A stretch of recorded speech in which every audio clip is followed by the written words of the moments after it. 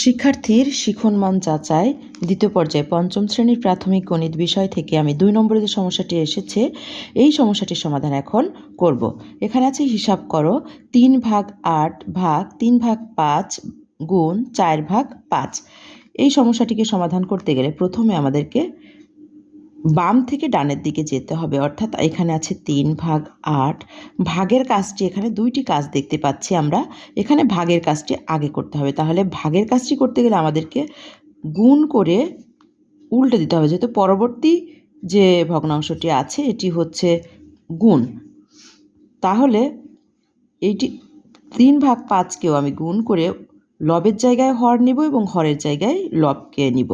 তাহলে এখানে হর আছে 5, আমি এখানে 5 নিলাম লবের জায়গায়, আর হর আছে লব আছে 3, তাহলে 3কে আমি হরের জায়গায় নিব। গুণ পরবর্তী যে ভগ্নাংশটি আছে 4/5, এটিকে আমি এভাবেই রাখবো। এবারে আমি কি করব, সব লবগুলোকে গুণ করব। 3 গুণ 5 গুণ 4 ভাগ হচ্ছে 8 গুণ 3 গুণ 5। এবারে আমি কাটাকাটি করব, অর্থাৎ ভাগ করে কাটাকাটি করব। 5 × 5, এইটাকেও 5 দিয়ে ভাগ করলে 1। তা এখানে আছে 4 × 4, 4 × 2 = 8।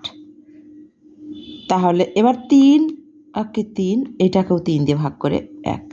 তাহলে উপরে আছে কি আমাদের দেখতে হবে, সেটি সমান 1 গুণ 1 গুণ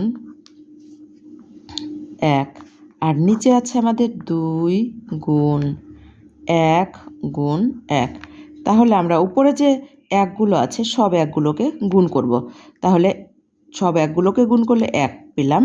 এবার 2 আর 1 আর 1 এখানে গুণ করে সবগুলো 2 পেলাম। তাহলে আমাদের কিন্তু এটিই হচ্ছে আমাদের উত্তর। তাহলে এখানে উত্তর হচ্ছে 1/2।